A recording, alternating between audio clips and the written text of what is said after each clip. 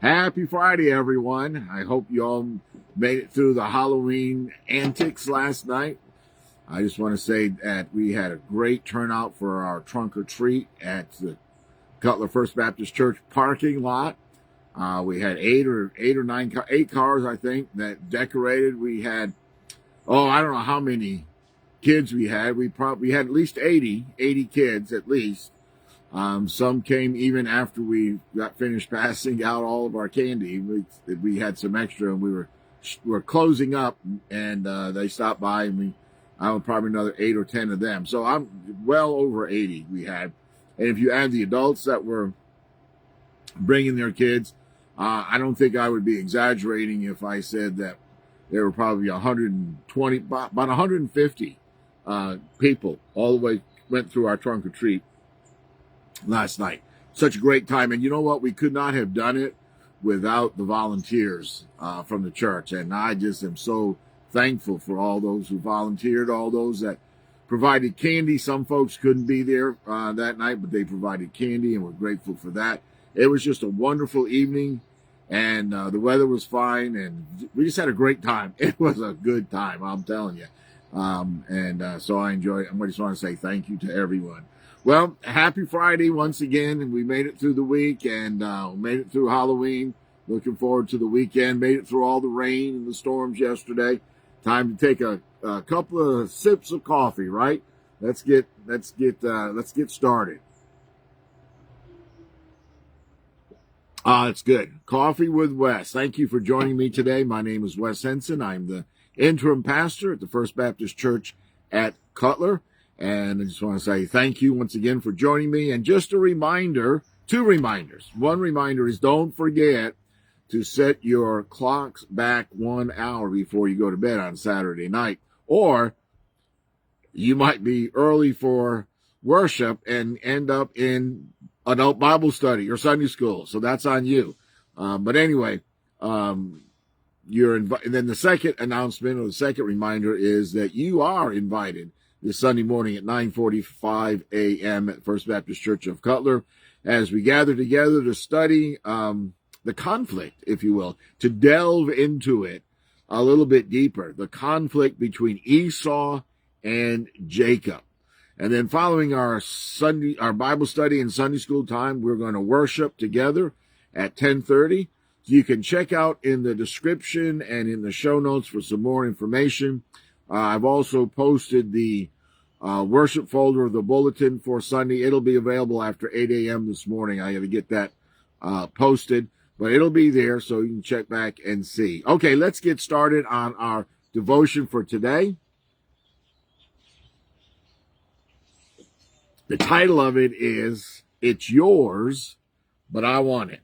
I Want It." Now that statement describes the definition, or is the definition, of jealousy, and also describes, I think, the reason for many conflicts. In fact, wars have been waged because of the desire of one nation to take the land or the products or the resources of another nation. In James chapter 4, verse 2, it says, "You murder and covet and cannot obtain. You fight and wage war." And it's the funny thing is, the more that we have, the more that we want. It's like we're never satisfied. And then we see someone else with something brand new, and man, we want that. And additionally, we can crave the status or the position of someone else. It may not be what they have. It may not be their wealth, but we just crave where they are at and how people look at them.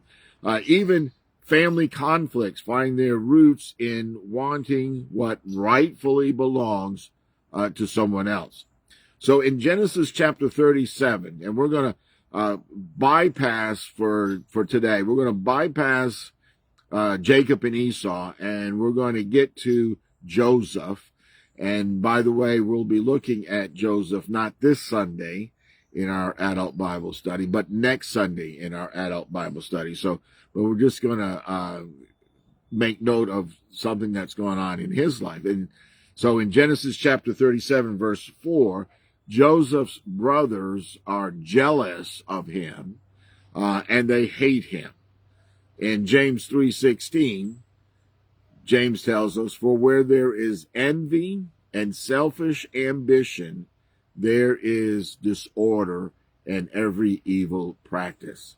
However, the way that we overcome jealousy, and I think jealousy is an emotion or a feeling that we have that just comes to us. I don't know if we can control having jealousy or not, but we can overcome it with gratitude by being grateful, and also with contentment by being content with that which we have. And so we have envy, we have self-ambition, but we can overcome that disorder and evil practice with gratitude and also contentment. The verse for today is from Proverbs 14, verse 30.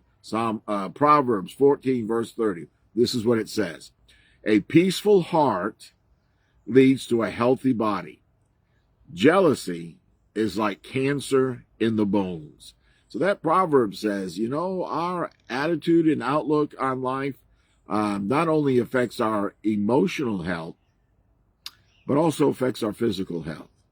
So when we reflect on God's marvelous blessings, again, with gratitude and with contentment, well, then it leaves little room for wanting what someone else possesses.